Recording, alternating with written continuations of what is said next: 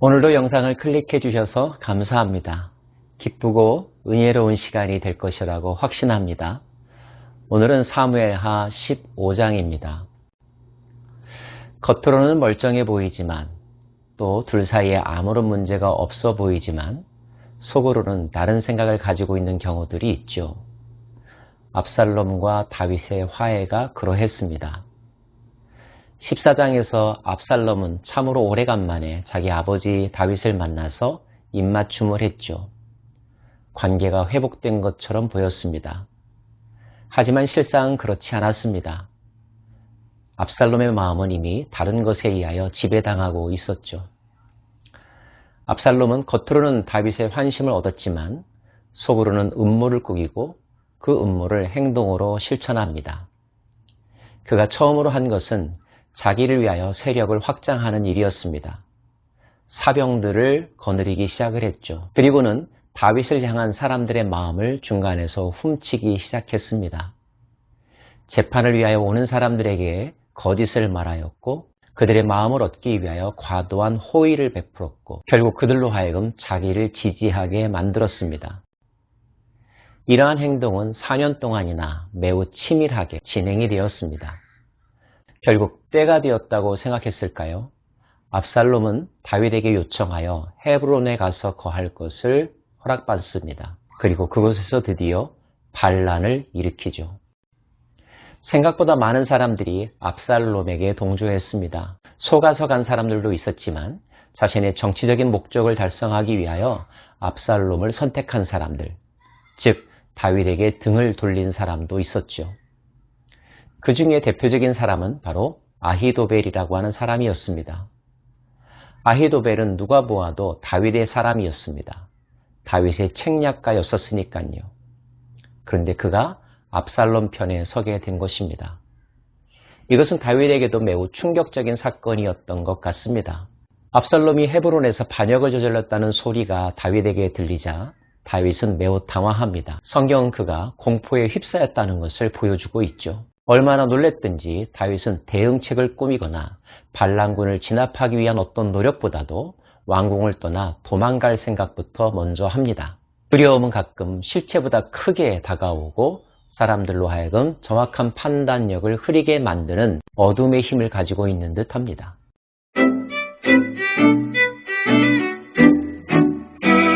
하지만 그런 와중에 다윗으로 하여금 마음을 추스리게 만들어주고 다음을 기약할 수 있도록 도움을 주었던 사람들이 있습니다. 그 중에 한 사람이 가드 사람 이떼라고 하는 사람이죠. 가드 사람이라고 하는 표현으로 봐서 이떼는 히브리 사람이 아닙니다. 블레셋 족속 출신이라는 뜻이죠.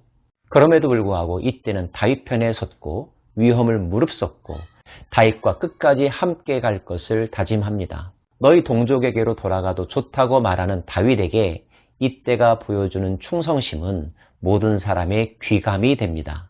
이때가 왕께 대답하여 이르되 여호와의 살아계심과 내 주 왕의 살아계심으로 맹세하옵나니 진실로 내 주 왕께서 어느 곳에 계시든지 사나 죽으나 종도 그곳에 있겠나이다 하니. 지금 이때가 보여주는 모습은 자신의 출생 배경에 상관없이 지금의 정세의 변화에 상관없이 자기가 모셨던 주군을 위하여 죽기까지 충성을 다하겠다고 하는 모습, 어떤 사람들보다도 충성스럽고 신실하죠.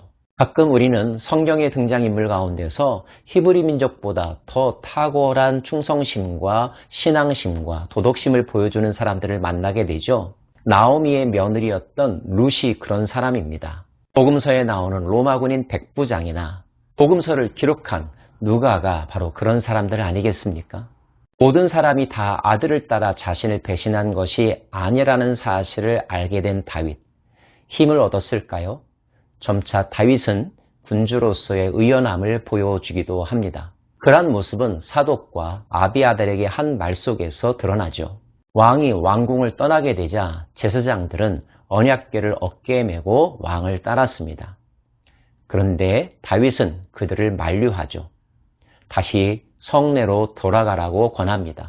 왕이 사독에게 이르되 보라 하나님의 궤를 성읍으로 도로 메어 가져가라. 만일 내가 여호와 앞에서 은혜를 입으면 도로 나를 인도하사 내게 그 궤와 그 계신대를 보이시리라. 어쩔 수 없이 살기 위하여 왕궁을 떠날 수밖에 없지만 그러나 하나님의 뜻이 나에게 있다면 또 하나님이 나를 지켜주신다면 나는 다시 왕궁으로 돌아갈 것이니 여호와의 언약궤를 옮길 필요가 없다는 것입니다.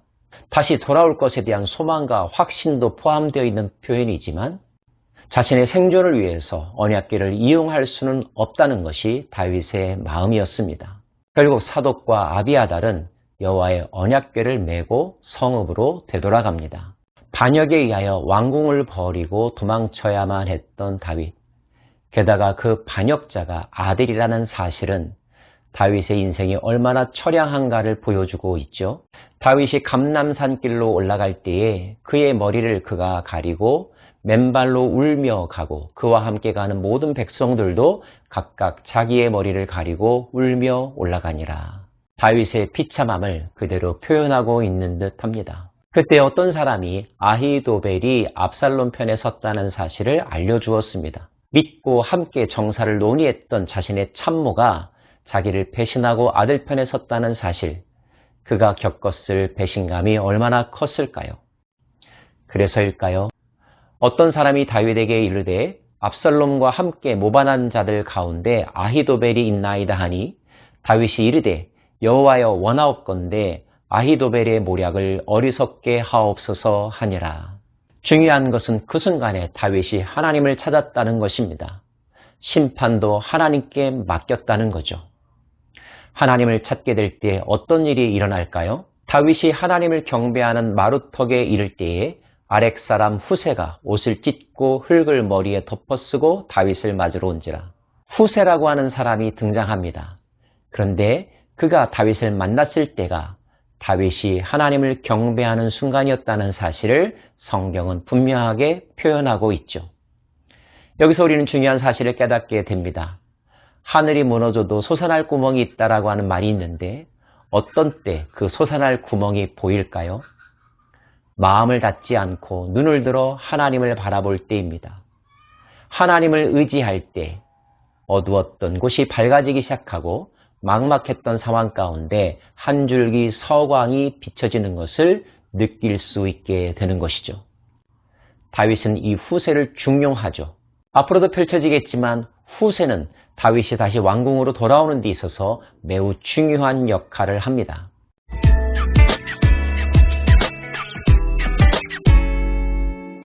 우리는 오늘 말씀 가운데서 두 부류의 사람을 보게 됩니다. 한쪽은 압살롬과 그를 따르는 사람들이죠. 답답함과 억울함과 분노로 한 시절을 살았던 압살롬은 안타깝게도 자신의 힘으로 문제를 해결하고자 하는 결정을 선택하게 됩니다.